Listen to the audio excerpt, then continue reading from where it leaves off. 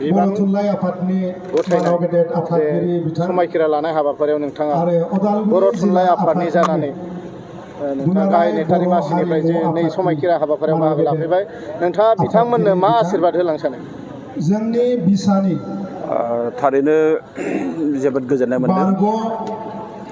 बर' आफादगिरि सावथुन महरगिरि आफाद सानै दङ, मुस्रि गेवलां बर' नेरसोन सिने बर' आर्टिस्ट एस'सिएशन आरो गुसुङै बेखौ बिसा होननानै बुंदों।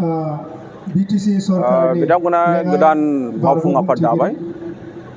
आरो बे बिथाङा गोदान मोननै मावफुं आफादनो गोजाम टेलिअ' मावफुं आफादा दिनै बिसानि बिबान आफादगिरिमोन गथायदों आरो बेबो आरो माने बावैसो बड'लेण्डनि बिबाननिफ्राय आसामनि गेजेराव आजिरा थानाय मोनसे लानाय समायना जायगा भैरबकुन्द'नि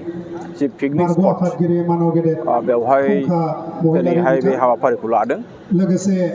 आरो बिसानि बे हाबाफारियाव आं नुनो मोनबाय जे मानाव फैनानै गेदेर बिसानि जेनोखि बोसोनगिरि गोजाम बिथांमोन आफादगिरि फुंखा महिलारि बिथां आरो लोगोसे गाहाय गोदानै नेहाथारि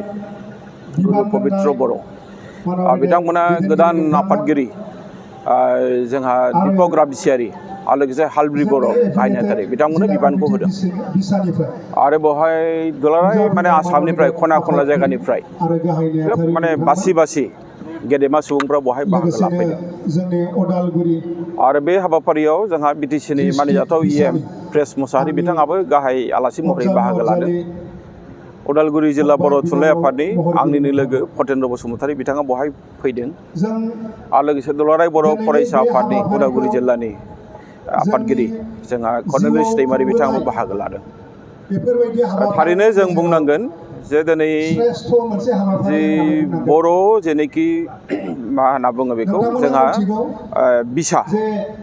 बिसा बिथांमोना महरै मोनसे जोङो गोदान महर थांनाय लानानै आवगायबोदों 2017 मायथाइयाव आरो जों बयबो मिथिगौ जे बर' हारिनि गेजेराव जोंहा उदालगुरिनिनो डिमाकुसि गाहायै ओनसोल महरगिरिफोरनि डिमाकुसि जि मोनसे हालामाव हालोद जोङो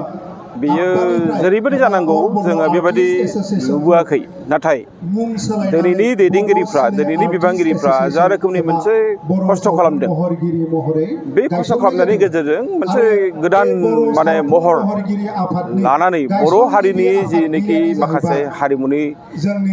बिथां जौगानाय नेरसोन बेखौ बर'। बिथांमोना लाबोदों बिनि थाखाय बेनि जोङो आगोल बिथांमोना बर' सावथुन बेखौबो महरगिरि फोरमायनानै आफादनि गोजोननाय गासैबो मोनदोंदि बिबानगिरि आरो गासैबो बर'नि बहाय बाहागो आलाय लानाय सिलाय लेथेर फेथेर जानानै जायफ्रा थानाय बिबानाव गैया गासै जायफ्रा थाखोनि हारिमुखौ मोजां मोनो महरगिरिफोरखौ बिथांमोननो खौसेथि आं बे समाव खालामनो साबायखर थाखाय बावदों आरो एबा लोगोसे बिथांमोनखौ दायो फोथांनानै जायफोरनाखि लाखिनायनि गोदानै बिबान थाखाय मोनबाय 2008 जायफोर बिबान होबाय मायथाइनि 9 नाथाय बिथांमोना सेप्तेम्बराव जयैनो खामानिखौ मावो क'क्राझाराव मानोना बर'नि गोजामनि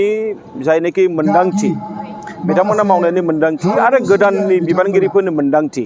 जेब्लानाखि बियो मोनसे गलाय गथायाव फैगोन जोंनि अब्ला बे जोंनि अल बर' हारिनि आर्टिस्ट जेनोखि एस'सियेसन एबा हारिमुखौ जोङो दुलाराय बेरखांहोनायाव बर' बियो आरो महरगिरि साबसिन जागोन आफाद बेखौ दानाय जोङो जादोंमोन। बुंनो हायो आं बेखायनो मिजिंथिदों जे बिथांमोना बेबायदिनो फैयै फैयै गोजाम आरो गोदान जों जयैनो खामानि मावनानै 2017आव बर' हारिनि जे बेनि मोनसे थाखायनो मुंखौ सोलायनाय जादोंमोन हारिमुनि बिथिङाव जेरैबायदि जों आवगायदों जे बेखौ आरोबाव जोङो साथिं लांबावनांगौ बे बे जोंनि हास्थायनाय जोंनि लुबैनाय आफादखौ जों जोंनि मिजिं